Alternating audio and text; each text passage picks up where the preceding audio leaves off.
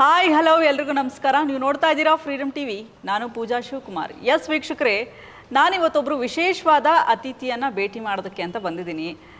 So ನೀವೆಲ್ಲ background ನೋಡಿದ್ರೆ ಯಾವುದೋ ಜಿಮ್ಮಿಗೆ ಬಂದಿದ್ದಾರಪ್ಪ ಅಂತ ಅಂದ್ಕೊಳ್ತಿರ್ತೀರಿ. ಸೊ ಇಲ್ಲ, ನಾನು ಹೇಳ್ತೀನಿ ನೋಡಿ, ಒಂದು ಇಂಟ್ರಡಕ್ಷನ್ ಕೊಡ್ತೀನಿ, ನೀವೆಲ್ಲ ಗೆಸ್ ಮಾಡ್ತಾ ಹೋಗ್ರಿ. ವಾದ ವಿವಾದಗಳು ಅನ್ನುವಂಥದ್ದು ಏನಿದೆ, ಅದೇ ಇವರು ಬೆನ್ನೇರಿ ಬರುತ್ತೋ ಅಥವಾ ಒಂದಷ್ಟು ಇವರು ಕೂಡ ಹೇಳಿಕೆನೇ ವಾದ ವಿವಾದ ಆಗುತ್ತೋ ಗೊತ್ತಿಲ್ಲ. ಜೊತೆಗೆ ಒಂದು 10 ಕೇಸ್ಗಳು ಇವ್ರ ಮೇಲಿದೆ. ಇವರು ಬಾಯಿ ಬಿಟ್ಟರೆ ಬೆಂಕಿ ಉಂಡೆನೆ ಅವರೇ, ಬೇರೆ ಯಾರು ಅಲ್ಲ, ನಮ್ಮ ಕಾಳಿಸ್ವಾಮಿಯವರು ನಮ್ಮ ಜೊತೆಗಿದ್ದಾರೆ. ಮಾತಾಡಿಸ್ತಾ ಹೋಗೋಣ, ಭಾಳಷ್ಟು ವಿಚಾರಗಳು ಮಾತಾಡಬೇಕು ಅವರೊಟ್ಟಿಗೆ. ಹಾಯ್ ಗುರುಗಳೇ, ನಮಸ್ತೆ. ನಮಸ್ತೆ. ಹೇಗಿದ್ದೀರಾ?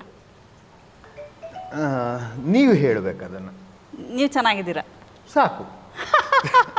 ಅಲ್ಲ, ಆರೋಗ್ಯ, ನಿಮ್ಮ ಆರೋಗ್ಯದ ಬಗ್ಗೆ ನಮಗೆ ಮಾಹಿತಿ ಇಲ್ಲ. ಅಮ್ಮ, ನೀವು ಏನು ಹೇಳಿದೆ? ಆರೋಗ್ಯ ಅಂದ್ರೇನು? ಆರೋಗ್ಯ ಅಂದರೆ ನಮ್ಮಲ್ಲಿ ಏನು ಈ ಬಿ ಪಿ, ಶುಗರು ಇದ್ಯಾವುದು ಬರದೇ ಇದ್ರೆ ಒಳ್ಳೆ ಆರೋಗ್ಯಕರವಾಗಿ ಆರೋಗ್ಯ ಜೀವನ ನಡೆಸ್ತಾ ಇದೀವಿ. ಅದೇ ತಪ್ಪು. ನಮ್ಮಲ್ಲಿ ಏನಾಗ್ಬಿಟ್ಟಿದೆ ಅಂತಂದ್ರೆ, ಈ ತರದ್ದು ಸೇರ್ಕೊಂಡು ಯಾವುದು ಏನು ಅರ್ಥವಾಗದೆ ನಾವು ಅನರ್ಥಕ್ಕೆ ಈಡಾಗಿದ್ದೀವಿ. ಹಂಗೆ ಆರೋಗ್ಯವಾಗಿದ್ದೀರಾ, ಯಾರಿಗೆ ಯೋಗ್ಯವಾಗಿರುತ್ತೋ ಅವರೆಲ್ಲರೂ ಆರೋಗ್ಯವಾಗಿರ್ತಾರೆ. ಕಾಮ, ಕ್ರೋಧ, ಲೋಭ, ಮೋಹ, ಮದ, ಮತ್ಸರ್ಯ ಅನ್ನುವಂಥ ಅರಿಷಡ್ ವರ್ಗಗಳು ಹದವಾಗಿದ್ದರೆ, ಯೋಗ್ಯವಾಗಿದ್ದರೆ ಆರೋಗ್ಯವಾಗಿದ್ದೀರಾ? ಸ್ವಾಮಿ, ಯೋಗ್ಯವಾಗಿ ನೀವು ಆರೋಗ್ಯವಾಗಿದ್ದೀರಿ. ಹಿಂಗೆ ಕೇಳ್ಬೇಕು ನೋಡಿ. ಇನ್ಮೇಲಿಂದ ಕಾಳಿಸ್ವಾಮಿಯವರು ಹೇಳ್ಕೊಟ್ಟವ್ರು ನನಗೆ.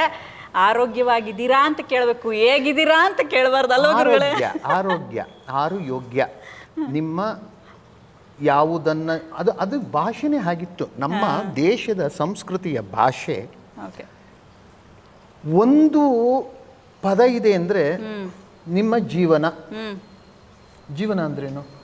ಜೀವನ ಅಂದ್ರೆ ನಾವು ಹೆಂಗೆ ಬದುಕ್ತಾ ಇದೀವಿ ಅದನ್ನೇ ನಾವು ಜೀವನ ಅಂತ ಕರಿತೀವಿ. ಅಲ್ಲ, ಈ ಜೀವ ಅನ್ನುವಂಥದ್ದು ವನದಲ್ಲಿ ವಾಸ ಮಾಡ್ತಾ ಇದೆ.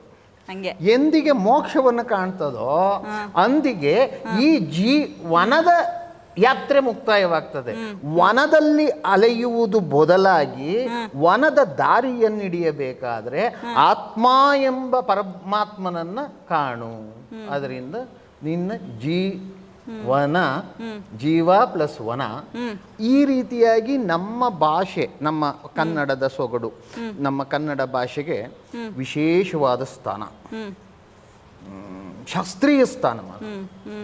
ಹಾಗೆ ನಮ್ಮ ದೇಶಿ ಭಾಷೆಗಳಿಗೂ ಅಷ್ಟೇ, ಎಲ್ಲ ಭಾಷೆ ತನ್ನದೇ ಆಗಿರ್ತಕ್ಕಂಥ ವಿಶಿಷ್ಟತೆ ಇರುವಂಥ ಭಾಷೆಗಳು. ಈ ಭಾಷಾ ರೂಪದಲ್ಲೇ ಎಲ್ಲ ಅರ್ಥಗಳು ತಿಳಿದಿದೆ.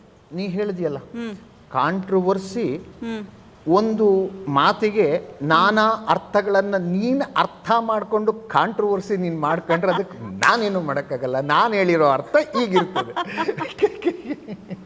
ಅಲ್ಲ, ಕಾಳಿ ಸ್ವಾಮೀಜಿ ಅಂದ್ರೇನೆ ವಾದ ವಿವಾದಗಳು. ಅದು ನೀವು ಮಾಡ್ಕೊಳ್ಳಿ, ನಾವು ಮಾಡ್ಕೊಂಡಿರೋದಂಗೆ ಅಂದ್ರೆ ನಿಮಗೆ ಬಿಟ್ಟಿರೋದು. ನೀವು ಕೊಡೋ ಹೇಳಿಕೆಗಳು ಹಂಗಿರುತ್ತಿಲ್ಲ ಗುರುಗಳೇ. ಏನ್ ಮಾಡೋದು? ಹೇಳಿದ್ದನ್ನು ಜೀವನ ಅಂದ್ರೆ ಹಿಂಗೆ ಕೊಂಡ್ರಯ್ಯ ಅಂತ ಅಂದ್ರೆ ಇಲ್ಲ ಅದು ಬೇರೆ ಅಂದ್ರೆ ಅದಕ್ಕೆ ನಾನೇನು ಮಾಡಲಿ?